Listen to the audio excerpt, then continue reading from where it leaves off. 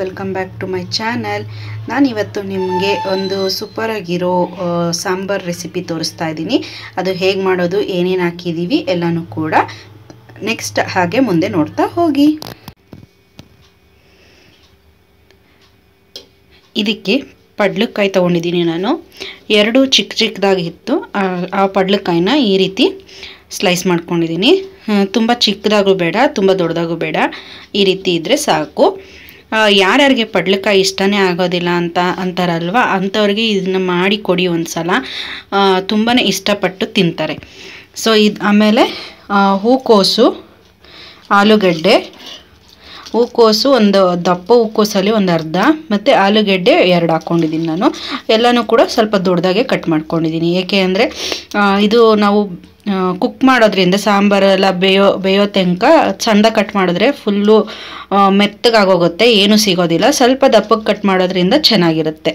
ಮತ್ತು ಇಲ್ಲಿ ಕಡಲೆಕಾಳು, ಇದನ್ನು ರಾತ್ರಿನೇ ನೆನೆ ಹಾಕಿರುವಂಥದ್ದು. ಒಂದು ಅರ್ಧ ಪಾವ್ನಷ್ಟು ರಾತ್ರಿನೇ ನೆನೆ ಹಾಕಿದ್ದಾರೆ. ಇದ್ರ ಜೊತೆಗೆ ಟೇಸ್ಟ್ ತುಂಬಾ ಚೆನ್ನಾಗಿರುತ್ತೆ ಪಡ್ಲಕಾಯಿ ಕಡಲೆಕಾಳೆಲ್ಲ ಹಾಕಿದಾಗ. ಸಾರಿ, ಕಡಲೆಕಾಳಲ್ಲ, ಇದು ಕಡಲೆಬೇಳೆ. ಈ ವಡೆಗೆಲ್ಲ ಹಾಕ್ತೀವಲ್ವ ಅದು. ಸಾರಿ, ಒಂದೊಂದು ಸಲ ಕಾಳುಗಳು ಮಿಸ್ಟೇಕ್ ಆಗೋಗುತ್ತೆ ಹೆಸರು. ಮತ್ತು ಇಲ್ಲಿ ಮೆಂತ್ಯ ಸೊಪ್ಪು ಒಂದು ಸ್ವಲ್ಪ ಹಾಕ್ಕೊತಾ ಇದ್ದೀನಿ, ಟೇಸ್ಟ್ ಚೆನ್ನಾಗಿರುತ್ತೆ ಅಂತ. ಇಷ್ಟು ನಾವು ಸಾಂಬಾರಿಗೆ ಇವಾಗ ಏನು ಸಾಂಬಾರು ಮಾಡ್ತಾಯಿದ್ದೀವಿ ಅನ್ನೋದಕ್ಕೋಸ್ಕರ ಇಷ್ಟು ತರಕಾರಿಗಳು ಬೇಕಾಗತ್ತೆ. ಈಗ ನಾವು ಮಸಾಲೆಗೆ ಏನೇನು ಬೇಕು ಅಂತ ನೋಡ್ಕೊಳ್ಳೋಣ. ಮಸಾಲೆಗೆ ಇಲ್ಲಿ ಒಂದು ಅರ್ಧ ಕಪ್ಪಷ್ಟು ಬೆಳ್ಳುಳ್ಳಿ, ತರಕಾರಿ ಸ್ವಲ್ಪ ಕಡಿಮೆ ಇರೋದ್ರಿಂದ ಇಷ್ಟೇ ಸಾಕು. ಮತ್ತು ಒಂದು ಇಂಚಷ್ಟು ಶುಂಠಿ, ಒಂದು ಟೊಮ್ಯಾಟೊ, ಒಂದು ಈರುಳ್ಳಿ, ಕೊತ್ತಂಬರಿ ಸೊಪ್ಪು ಸ್ವಲ್ಪ, ತೆಂಗಿನಕಾಯಿ ಸ್ವಲ್ಪ, ಅಂದರೆ ಒಂದು ಚಿಪ್ಪಷ್ಟು ಅಷ್ಟೇ ಹಾಕೊಂಡಿರೋದು. ಒಂದು ತೆಂಗಿನಕಾಯಲ್ಲಿ ಒಂದು ಚಿಪ್ಪಷ್ಟು. ಮತ್ತು ಅಚ್ಚ ಖಾರದ ಪುಡಿ 1 ಸ್ಪೂನ್, ಈ ಥರ ದೊಡ್ಡ ಸ್ಪೂನಲ್ಲಿ, ಈ ಥರ ಸ್ಪೂನಲ್ಲಿ 1.5 ಸ್ಪೂನ್ ಹಾಕ್ಕೊಂಡಿದ್ದೀನಿ. ಅರಿಶಿನ ಒಂದು ಸ್ವಲ್ಪ ಒಂದು ಚಿಟಿಕೆ ಸಾಕು. ಮತ್ತು ಒಂದು 1/2 ಸ್ಪೂನಷ್ಟು ಚಕ್ಕೆ ಲವಂಗ ಪೌಡರ್, 1.5 ಸ್ಪೂನಷ್ಟು ಧನಿಯಾ ಪುಡಿ, ಇಷ್ಟು ಬೇಕಾಗುತ್ತೆ. ಈಗ ನಾವು ಹೇಗೆ ಮಾಡೋದು ಅಂತ ತಿಳ್ಕೊಳ್ಳೋಣ. ಚಿಕ್ಕ ಬಾಣಲಿ ಇಟ್ಕೊಂಡಿದ್ದೀನಿ. ಇವಾಗ ಇದಕ್ಕೆ ಸ್ವಲ್ಪ ಆಯಿಲ್ ಹಾಕ್ಕೊತಾ ಇದ್ದೀನಿ. 1 ಸ್ಪೂನಷ್ಟು ಆಯಿಲ್ ಸಾಕು. ಆಯಿಲ್ ಹೀಟ್ ಆಗಲಿ. ಹೀಟ್ ಆದಮೇಲೆ ನಾವೇನು ಮಾಡ್ತೀವಿ ಅಂದರೆ ಈರುಳ್ಳಿ, ಬೆಳ್ಳುಳ್ಳಿ, ಶುಂಠಿ ಇಷ್ಟನ್ನು ಕೂಡ ಚೆನ್ನಾಗಿ ಫ್ರೈ ಮಾಡ್ಕೊಳ್ಳೋಣ.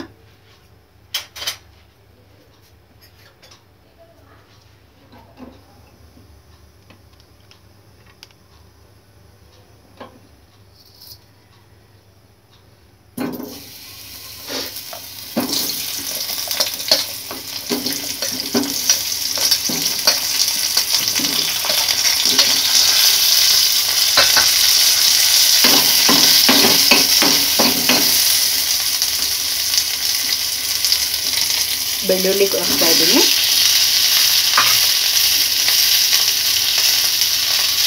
ಮತ್ತು ಶುಂಠಿನೂ ಹಾಕ್ತಾ ಇದ್ದೀನಿ.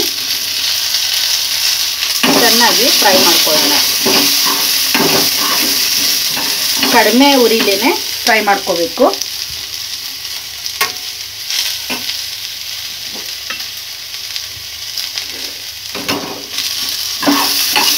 ಇದು ಚೆನ್ನಾಗಿ ಫ್ರೈ ಮಾಡಿ ಹಾಕೋದ್ರಿಂದ ಹಸಿ ಸ್ಮೆಲ್ ಇರೋದಿಲ್ಲ, ಟೇಸ್ಟು ಚೆನ್ನಾಗಿ ಬರುತ್ತೆ, ಸಾಂಬಾರ್ ಟೇಸ್ಟು.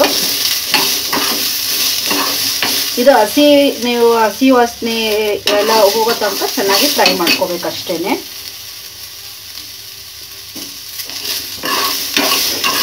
ಹಾಗೆಯೇ ಹಸಿಲು ಕೂಡ ಹಾಕ್ಬೋದು, ಅದು ಚೆನ್ನಾಗಿರುತ್ತೆ. ಬಟ್ ಈ ಟೇಸ್ಟು ತುಂಬ ಚೆನ್ನಾಗಿ ಬರುತ್ತೆ. ಚೆನ್ನಾಗಿ ಸ್ವಲ್ಪ ಗೋಲ್ಡನ್ ಬ್ರೌನ್ ಆಗೋ ತನಕ ಫ್ರೈ ಮಾಡ್ಕೊಳ್ಳೋಣ. ನಮಗೆ ತೆಂಗಿನಕಾಯಿ ಎಲ್ಲ ಏನು ಉರಿಯೋಂಥ ಅವಶ್ಯಕತೆ ಇಲ್ಲ, ಅದನ್ನೆಲ್ಲ ಹಾಗೆ ಹಾಕ್ತೀನಿ ಡೈರೆಕ್ಟು. ಇದನ್ನ ಮಾತ್ರ ಸ್ವಲ್ಪ ಫ್ರೈ ಮಾಡ್ಕೊತೀನಿ.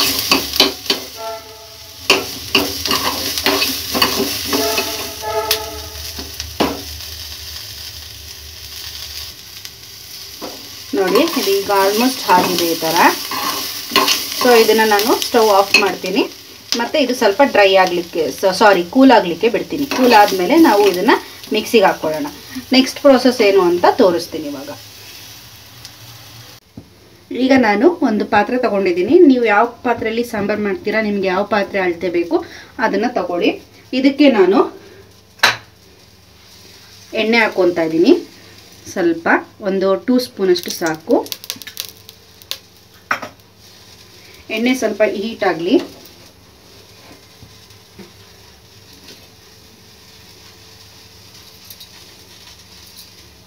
ಎಣ್ಣೆ ಹೀಟ್ ಆದಮೇಲೆ ಮೆಂತ್ಯ ಸೊಪ್ಪನ್ನ ಹಾಕ್ಕೊತಾ ಇದ್ದೀನಿ. ಮೆಂತ್ಯ ಸೊಪ್ಪನ್ನ ವಾಶ್ ಮಾಡಿ ನಾನು ತೊಳೆದಿಟ್ಕೊಂಡಿದ್ದೀನಿ ಆಲ್ರೆಡಿ. ಸ್ವಲ್ಪ ಫ್ರೈ ಮಾಡೋಣ. ಸ್ವಲ್ಪ ಅದು ಎಣ್ಣೆಯಲ್ಲೇ ಫ್ರೈ ಆಗಬೇಕು.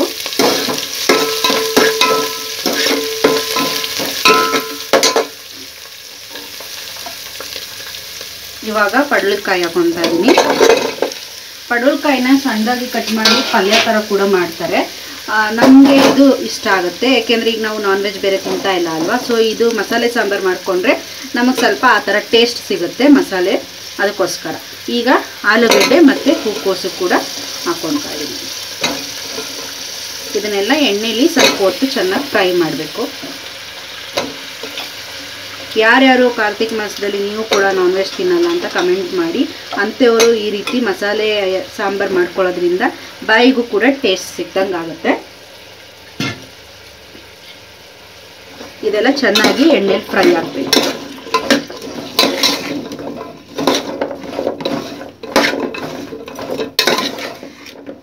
ಇದು ಕುಕ್ಕರಲ್ಲೆಲ್ಲ ಮಾಡೋಕ್ಕೆ ಹೋಗಬೇಡಿ. ಕುಕ್ಕರಲ್ಲಿ ಮಾಡಿದ್ರೆ ಅದು ಫುಲ್ ತರಕಾರಿ ಎಲ್ಲ ಬೆಂದೋಗ್ಬಿಡುತ್ತೆ. ಈ ರೀತಿ ಪಾತ್ರೆಯಲ್ಲೇ ಮಾಡಿದ್ರೆ ಸ್ವಲ್ಪ ಟೈಮ್ ಹಿಡಿಯುತ್ತೆ, ಬಟ್ ಪಾತ್ರೆಯಲ್ಲೇ ಮಾಡೋದ್ರಿಂದ ಒಳ್ಳೆಯದು.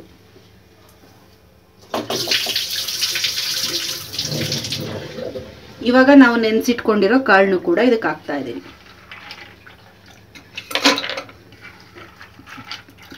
ನೀರನ್ನೆಲ್ಲ ಚೆನ್ನಾಗಿ ಸೋರಿಸಿ ಹಾಕ್ಕೊಳ್ಳೋಣ.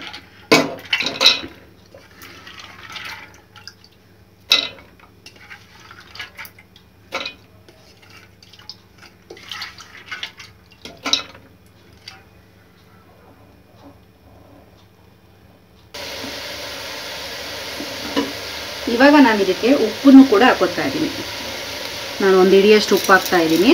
ನೋಡಿಕೊಂಡು ಆಮೇಲಿಂದ ನಾವು ಇನ್ನೂ ಬೇಕು ರುಚಿಗೆ ತಕ್ಕಷ್ಟು ಅಂದರೆ ಆ್ಯಡ್ ಮಾಡ್ಕೊಳ್ಳೋಣ. ಇದಕ್ಕೆಲ್ಲ ಒಂದು ಒಳ್ಳೆ ಮಿಕ್ಸ್ ಕೊಟ್ಟು ಚೆನ್ನಾಗಿ ಇದು ಬೇಯೋದಕ್ಕೆ ಬಿಡಬೇಕು. ಎಷ್ಟು ಕಲರ್ಫುಲ್ಲಾಗಿ ಕಾಣಿಸ್ತಾ ಇದೆ ಅಲ್ವಾ? Green, yellow, white.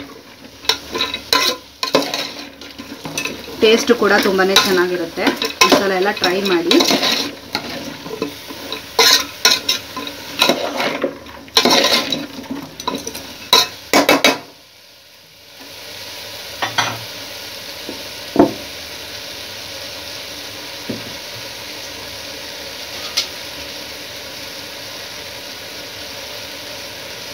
ಇದಕ್ಕೆ ಒಂದು ಪ್ಲೇಟ್ ಮುಚ್ಚಿ ಸ್ವಲ್ಪ ಅದು ನೀರೆಲ್ಲ ಬಿಟ್ಕೊಳ್ಳುತ್ತೆ ತರಕಾರಿಲಿ ಇರೋದೆಲ್ಲ. ಸೊ ಇದೆಲ್ಲ ಸ್ವಲ್ಪ ನಮಗೆ ಕುಕ್ ಆಗೋ ತನಕ ನಾವು ಮಸಾಲೆ ರುಬ್ಕೊಳ್ಳೋಣ.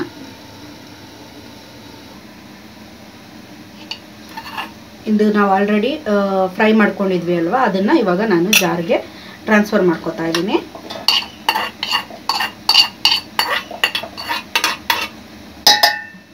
ಆ್ಯಂಡ್ ಇಲ್ಲಿ ಕೊತ್ತಂಬರಿ ಸೊಪ್ಪನ್ನ ಕೂಡ ಇದರಲ್ಲಿ ಮಿಕ್ಸ್ ಮಾಡಿ ಸ್ವಲ್ಪ ಈಗ ಮಾಡ್ಕೊಂಡು ಹಾಕ್ಕೊತೀನಿ. ಯಾಕೆಂದರೆ ಇದರಲ್ಲಿ ಆಯಿಲ್ ಎಲ್ಲ ಇರುತ್ತಲ್ವ, ಅದೆಲ್ಲ ಕೊತ್ತಂಬರಿ ಸೊಪ್ಪಿಗೆ ಬರಲಿ ಅಂತ.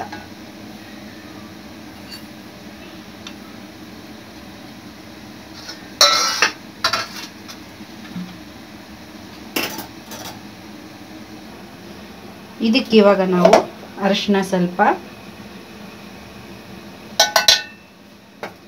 ಮತ್ತು ಚಕ್ಕೆ ಲವಂಗ ಪೌಡರ್ ಆಗಲೇ ತೋರಿಸ್ತೆ ಅಲ್ವಾ, 1 ಸ್ಪೂನಷ್ಟು. ಮತ್ತು ಧನಿಯಾ ಪೌಡರ್ ಹಾಕೋಣ. ಇಷ್ಟನ್ನು ಇವಾಗ ರುಬ್ಬೋಣ. ಕ್ಲೀನಾಗಿ ನೈಸಾಗಿ ಪೇಸ್ಟ್ ಆಗಬೇಕು. ನಾನು ಇದನ್ನು ರುಬ್ಕೊಂಡು ಬರ್ತೀನಿ.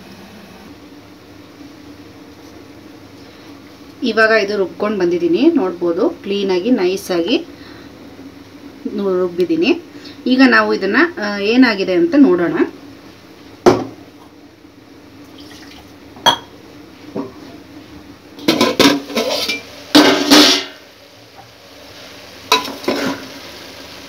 ನೋಡಿ, ಇದರಲ್ಲಿ ಆಲ್ರೆಡಿ ನೀರೆಲ್ಲ ಬಿಟ್ಕೊಂಡಿದೆ. ಈ ನೀರೆಲ್ಲ ನಮಗೆ ಫುಲ್ಲು ವೆಪರೇಟ್ ಆಗಬೇಕು, ಕಾಣಿಸ್ತಾ ಇದೆ ಅಂತ ಅಂದ್ಕೊತೀನಿ. ಈ ನೀರೆಲ್ಲ ಫುಲ್ಲು ಹೋಗೋ ತನಕ ನಾವು ಇದನ್ನೇ ಹೀಗೆ ಫ್ರೈ ಮಾಡಬೇಕಾಗತ್ತೆ. ಈ ನೀರು ಫುಲ್ಲು ಖಾಲಿ ಆದಮೇಲೆ, ವೆಪರೇಟ್ ಆದಮೇಲೆ ನಾವು ಮಸಾಲೆ ಹಾಕಬೇಕಾಗತ್ತೆ. ಕಾಣಿಸ್ತಾ ಇದೆ ಅಂತ ಅಂದ್ಕೊಂಡಿದ್ದೀನಿ. ಸೊ ಇದು ನೀರೆಲ್ಲ ಫುಲ್ಲು ಡ್ರೈ ಆಗಿ ಅದಾದಮೇಲೆ ಮಸಾಲೆ ಹಾಕೋಣ. ಮತ್ತು ನಾವು ಇನ್ನೂ ಒಂದು ಕಾಯಿದೆಲ್ಲ ರುಬ್ಕೋಬೇಕಲ್ವಾ, ಅದನ್ನು ಕೂಡ ರುಬ್ಬಿಟ್ಕೊಂಡ್ಬಿಡೋಣ. ನಾವಾಗಲೇ ರುಬ್ಕೊಂಡಿರೋದ ಕಾರಣ ನಾನು ಬೇರೆ ಪಾತ್ರೆಗೆ ಎತ್ತಿಟ್ಕೊಂಡಿದ್ದೀನಿ. ಈಗ ನೆಕ್ಸ್ಟ್ ನಾವು ಇನ್ನೇನು ರುಬ್ಕೊಬೇಕು ಅಂತ ನಾನು ನಿಮಗೆ ತೋರಿಸ್ತೀನಿ. ಈಗ ನಾವು ತೆಂಗಿನಕಾಯಿ ತೊಗೊಂಡಿದ್ದೀನಿ, ತೆಂಗಿನಕಾಯಿ ಹಾಕ್ಕೊತಾ ಇದ್ದೀನಿ ರುಬ್ಕೊಳ್ಳೋದಕ್ಕೆ.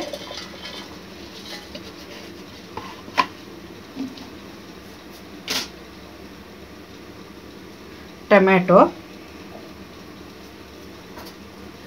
ಮತ್ತು 1.5 ಸ್ಪೂನು ಖಾರದ ಪುಡಿ. ನೀವು ಖಾರದ ಪುಡಿ ಏನಾದರೂ ಯೂಸ್ ಮಾಡ್ಬೋದು, ಇಲ್ಲಾಂದರೆ ಮೆಣಸಿನ್ಕಾಯಿ ಕೂಡ ಹಾಕ್ಕೋಬೋದು. ಒಣಮೆಣಸಿನ್ಕಾಯಿನ ನಾವು ಫ್ರೈ ಮಾಡಿದ್ವಿ ಅಲ್ವಾ ಆಗಲೇ, ಈರುಳ್ಳಿ ಎಲ್ಲ ಅದರ ಜೊತೆ ಫ್ರೈ ಮಾಡಿ ಕೂಡ ಹಾಕ್ಕೋಬೋದು. ಇವಾಗ ನಾನು ಇದನ್ನು ಫುಲ್ ನೈಸಾಗಿ ಕ್ಲೀನಾಗಿ ರುಬ್ಕೊಂಡು ಬರ್ತೀನಿ. ಇದು ನೋಡ್ಬೋದು, ಇವಾಗ ಖಾರ ಫುಲ್ಲು ರುಬ್ಕೊಂಡೋಗಿದೆ ನೈಸಾಗಿ. ಇವಾಗ ಇದು ಕೂಡ ನಮಗೆ ನೀರು ಫುಲ್ಲು ಹೀರ್ಕೊಂಡಿದೆ. ಸೊ ಇದಕ್ಕೆ ನಾವು ಫಸ್ಟ್ ರುಬ್ಕೊಂಡಿದ್ದಂಥ ಮಸಾಲೆನ ಇದಕ್ಕೆ ಇವಾಗ ನಾನು ಆ್ಯಡ್ ಮಾಡ್ಕೊತಾ ಇದ್ದೀನಿ. ಈರುಳ್ಳಿ, ಬೆಳ್ಳುಳ್ಳಿ, ಶುಂಠಿ, ಕೊತ್ತಂಬರಿ ಸೊಪ್ಪು ಎಲ್ಲ ರುಬ್ಕೊಂಡಿದ್ದೆ ಅಲ್ವಾ ನಾನು, ಧನಿಯಾ ಪೌಡರ್ ಎಲ್ಲ. ಸೊ ಅದನ್ನು ಇವಾಗ ಇದಕ್ಕೆ ಹಾಕ್ತಾಯಿದ್ದೀನಿ. ಇದಕ್ಕೆ ಹಾಕಿ ಸ್ವಲ್ಪ ನೀರು ಕೂಡ ಆ್ಯಡ್ ಮಾಡಬೇಕು.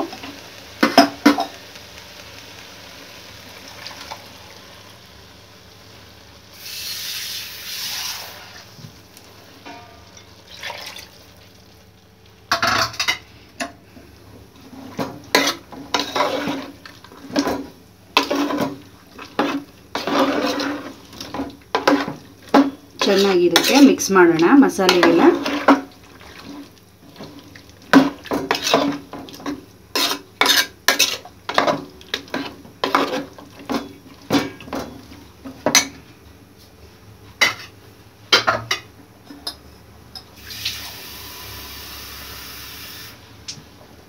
ಇನ್ನೊಂದು ಸ್ವಲ್ಪ ನೀರು ಆ್ಯಡ್ ಮಾಡ್ಕೊತೀನಿ ನಾನು.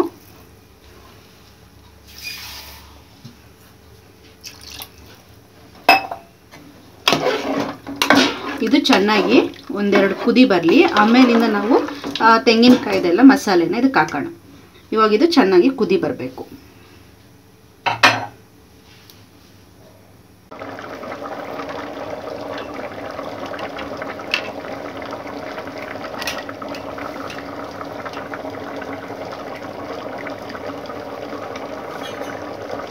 ನೋಡ್ಬೋದು ಇವಾಗ ನೀವು ಎಷ್ಟು ಚೆನ್ನಾಗಿ ಮಸಾಲೆ ಎಲ್ಲ ಚೆನ್ನಾಗಿ ಬೇಯ್ತಾ ಇದೆ. ಇವಾಗ ನಾವು ಖಾರ ಹಾಕ್ಕೊಳ್ಳೋಣ ಇದಕ್ಕೆ.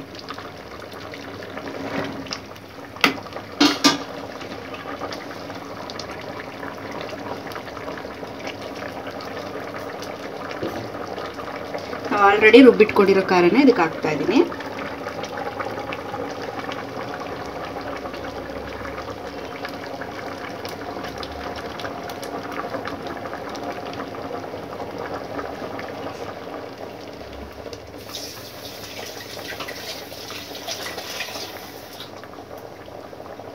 ಖಾರ ಹಾಕಿ ಇದಕ್ಕೆ ನೀರು ಕೂಡ ಎಷ್ಟು ಬೇಕೋ ಅಷ್ಟನ್ನು ಹಾಕ್ಕೊಳ್ಳೋಣ.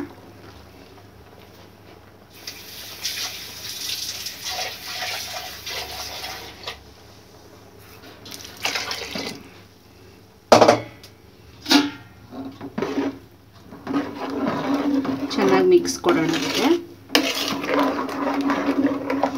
ನಿಮಗೆ ಗಟ್ಟಿ ಎಷ್ಟು ಬೇಕೋ ಅಷ್ಟು ಮಾಡ್ಕೊಬೋದು. ನೀವು ಇದನ್ನು ಚಪಾತಿಗೆ, ದೋಸೆಗೆ, ಇಡ್ಲಿಗೆ, ರೈಸ್ಗೆ ಎಲ್ಲದಕ್ಕೂ ಕೂಡ ತುಂಬಾ ಚೆನ್ನಾಗಿರುತ್ತೆ. ಬೇಕಾದರೆ ನೀವು ಗಟ್ಟಿಗೆ ಬೇಕಾದ್ರೂ ಮಾಡ್ಕೋಬೋದು, ಮುದ್ದೆಗೂ ಕೂಡ ಚೆನ್ನಾಗಿರುತ್ತೆ. ಇವಾಗ ಇದು ಚೆನ್ನಾಗಿ ಕುದಿಬೇಕು.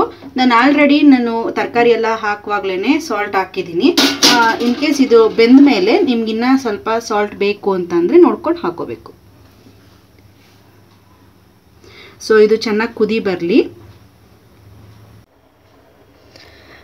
ಇದು ನಾನಿವಾಗ ಸ್ವಲ್ಪ ಸಾಲ್ಟ್ ಆ್ಯಡ್ ಮಾಡ್ತಾ ಇದ್ದೀನಿ, ಯಾಕೆಂದರೆ ನನಗೆ ಸಪ್ಪೆ ಅನ್ನಿಸ್ತು ಸ್ವಲ್ಪ, ನಾನು ಟೇಸ್ಟ್ ನೋಡಿದೆ. ಇವಾಗ ಇದು ಕುದೀತಾ ಇದೆ, ಇನ್ನೂ ಸ್ವಲ್ಪ ಚೆನ್ನಾಗಿ ಕುದಿಬೇಕಿದು. ಇನ್ನು ಇಲ್ಲೆಲ್ಲ ಸ್ವಲ್ಪ ಆಯಿಲಿ ಥರ ಬಿಟ್ಕೊಬೇಕು. ಮತ್ತು ಇನ್ನು ಇದು ಮಸಾಲೆ ಬೇಯಬೇಕು ಮತ್ತು ತರಕಾರಿ ಕೂಡ ಇನ್ನು ಬೇಯಬೇಕಾಗಿದೆ. ಅದಕ್ಕೋಸ್ಕರ ನಾನು ಇನ್ನೊಂದು ಸ್ವಲ್ಪ ಹಾಗೆ ಬಿಡ್ತಾ ಇದ್ದೀನಿ. ಇದು ನಾನು ಸ್ವಲ್ಪ ತೆಳುಗೆ ಮಾಡ್ಕೊಂಡಿದ್ದೀನಿ, ಯಾಕೆಂದರೆ ಸಾಂಬಾರು ನಮಗೆ ರೈಸ್ಗೆ ಮುದ್ದೆಗೆಲ್ಲ ಬೇಕು ಅಂತ ಹೇಳಿ. ನೀವು ಚಪಾತಿಗೆ, ದೋಸೆಗೆ, ಪೂರಿಗೆಲ್ಲ ಮಾಡೋದಾದರೆ ಸ್ವಲ್ಪ ಗಟ್ಟಿಗೆ ಮಾಡ್ಕೋಬೋದು. ಇವಾಗ ಇದು ಚೆನ್ನಾಗಿ ಕುದಿದ ಮೇಲೆ ಇಳ್ಕೋಣ. ಇನ್ನೊಂದು ಸಲ ಟೇಸ್ಟ್ ನೋಡಿ, ಆವಾಗ ಮಸಾಲೆ ಸ್ಮೆಲ್ಲೆಲ್ಲ ಬರೋದಿಲ್ಲ. ಆವಾಗ ನಾವು ಇದನ್ನು ಆಫ್ ಮಾಡಿಕೊಂಡ್ರೆ ಸಾಕು. ತರಕಾರಿ ಎಲ್ಲ ನಮ್ಗೆ ಇನ್ನೂ ಸ್ವಲ್ಪ ಬೇಯಬೇಕಾಗಿದೆ. ಸೊ ನಾನು ಸ್ವಲ್ಪ ಸಿಮ್ಮಲ್ಲಿಟ್ಟು ಬೇಯಲಿಕ್ಕೆ ಬಿಡ್ತೀನಿ. ಇವಾಗ ನಮ್ಮ ಸಾಂಬಾರು ರೆಡಿ ಆಗಿದೆ ಫ್ರೆಂಡ್ಸ್.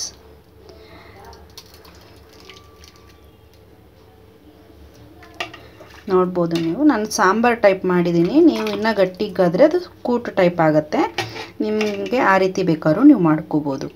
ಇದು ತುಂಬಾ ಒಳ್ಳೆ ಬೆನಿಫಿಟ್ ಇದೆ ಪಡ್ಲಕಾಯಿ ನಾವು ಯೂಸ್ ಮಾಡೋದ್ರಿಂದ. ಅವಾಗವಾಗ ಮಕ್ಕಳಿಗಾಗಲಿ ದೊಡ್ಡವ್ರಿಗಾಗಲಿ ಎಲ್ರಿಗೂ ಒಳ್ಳೆಯದು. ಅದರಲ್ಲಿ ನೀರಿನ ಅಂಶ ಎಲ್ಲ ಇರೋದ್ರಿಂದ ಸೊ ಯೂಸ್ ಮಾಡಿ. ಮತ್ತು ಇದು ಹೇಗಿತ್ತು ಟೇಸ್ಟು ಅಂತ ಕೂಡ ನನಗೆ ನೀವು ಶೇರ್ ಮಾಡಿ. ನೋಡ್ಬೋದು ನೀವು, ಇವಾಗ ನೋಡಿ ಎಷ್ಟು ಹೆಮ್ಮೆಯಾಗಿ ಕಾಣಿಸ್ತಾ ಇದೆ ಅಲ್ವಾ. ಇದು ಅನ್ನಕ್ಕೆ, ಮುದ್ದೆಗೆ, ಚಪಾತಿ, ದೋಸೆ, ಇಡ್ಲಿ ಎಲ್ಲದಕ್ಕೂ ಕೂಡ ಒಳ್ಳೆ ಕಾಂಬಿನೇಷನ್ ಅಂತಲೇ ಹೇಳ್ಬೋದು. ಸೊ ಗೈಸ್, ಇವತ್ತಿನ ವಿಡಿಯೋ ಇಷ್ಟೇ. ನಿಮ್ಗೆ ಇಷ್ಟ ಆದರೆ ಲೈಕ್ ಮಾಡಿ, ಶೇರ್ ಮಾಡಿ, ಕಮೆಂಟ್ ಮಾಡಿ. ಇನ್ನು ನನ್ನ ಚಾನಲ್ಗೆ ಯಾರ್ಯಾರು ಸಬ್ಸ್ಕ್ರೈಬ್ ಮಾಡ್ದಿರಾ ನೋಡ್ತಿದ್ದೀರಾ, ಪ್ಲೀಸ್ ಸಬ್ಸ್ಕ್ರೈಬ್ ಮಾಡಿ.